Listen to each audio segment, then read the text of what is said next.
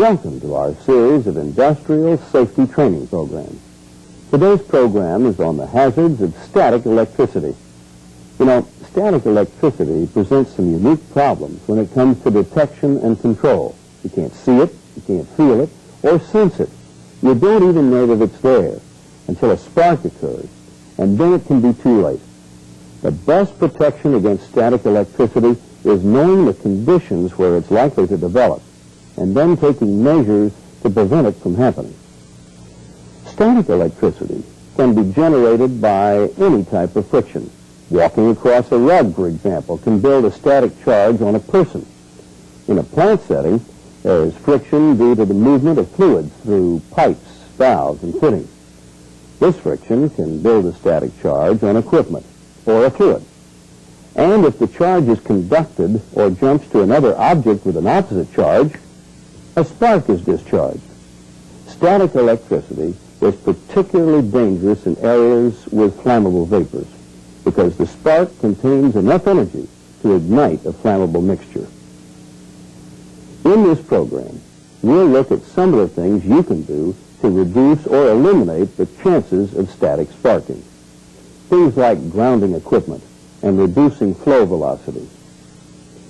We'll also take a detailed look at some specific operations such as the loading of tank cars and tank trucks, in which static electricity is a major concern. Let's watch the video now, and I'll be back at the end of the program to recap the main points. Static electricity is called that because it is not formed by a moving electrical field. During refining, flammable liquids become charged with static electricity, generated through the friction of the liquid on itself, on the piping, and on filters, valves, and fittings.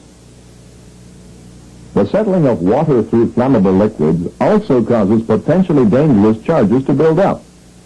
When light liquids are pumped into a tank, two dangerous static charges can result. The first is the sparking from the surface charge of the liquid. The second is the charge that may accumulate on the tank if the tank is insulated from the ground. The charge on the tank can be prevented by grounding the tank. This will not reduce the charge on the surface of the liquid because the liquid itself is an insulator.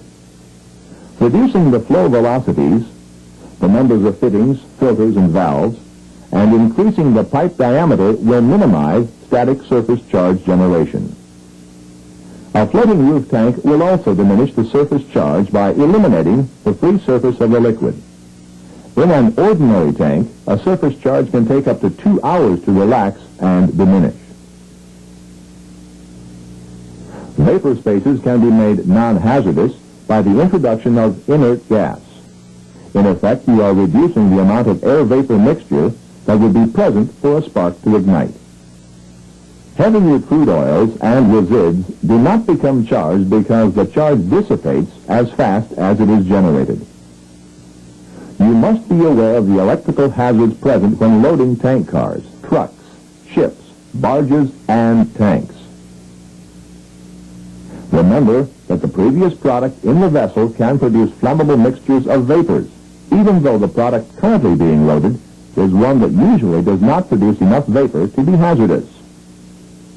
The loading of a product having a high flash point after a load of product having a low flash point is the principal factor in 90% of the loading rack truck fires. Don't load until you know what was in the last load, and do whatever is required, washing, ventilating, purging, or inerting, to make the tank safe for the product you wish to load. When loading, there are certain do's and don'ts to keep in mind. Be sure loading rack ground connections are in good condition. Ground tank trucks immediately after the truck is spotted for loading, before the spout is inserted. Inspect the tank for cleanliness and the absence of water. Stirring up water can generate large static charges. Remove any foreign objects from the tank. Inert or purge compartments for protection against switch loading accidents. Extend top entering loading spout to the bottom of the tank being loaded. Use a deflector on the loading spout to minimize splashing, misting, and to keep the loading spout from being thrown out of the tank. Limit loading velocities until the loading spout is submerged. Don't withdraw a loading spout from the tank or sample by dipping through the top immediately after loading. Wait at least 1 minute to let the static surface charge relax. Since railroad cars are grounded through the wheels and the tracks, no special grounding is necessary. When loading ships and barges, be sure that the compartments are free of flammable gases by gas freeing or purging. For positive protection before cleaning, always blanket the vapor space with an inert gas. Steam or other vapor discharge also generates large amounts of static electricity. Steam cleaning equipment should be suitably grounded before use in hazardous areas. Remember to stay away from steam clouds yourself. Steam spray can charge you with static electricity. It can also charge conductive objects insulated from the earth, such as an automobile or equipment on rubber tires. You don't have to be in a steam cloud. Just being near is enough. There's no doubt that static electricity is a major ignition hazard. You can't see it, so you have to take precautions ahead of time whenever there's a chance of generating static sparks. This is critical in the loading of tank cars, trucks, ships, and barges. When loading tank trucks, make sure that the grounding connections are in good condition and immediately ground the truck after it's spotted for loading. The tank compartment should be inerted with carbon dioxide or purged with steam to remove any flammable vapors. Top entering loading spout should be extended to the bottom of the tank, which will minimize splashing and static charges. And the loading flow rate should be kept low enough to avoid splashing until the end of the loading spout is submerged. When the tank has been filled, you should allow at least a minute before you withdraw the loading spout. This gives any static charges some time to discharge. The same basic precautions should be taken for the loading of tank trucks, tankers, and barges.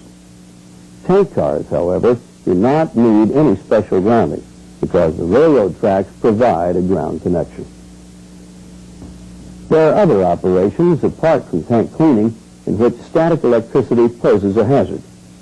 When filling a portable container, the fill spout or nozzle should always be in contact with the edge of the container opening. This provides a ground through the metal container and prevents any static sparking. Belt-driven equipment generates static electricity, so it shouldn't be used in areas with flammable vapors. Heavy static charges also build up on sandblasting hoses and fittings, unless they are properly connected to a ground. The movement of steam can also generate static electricity.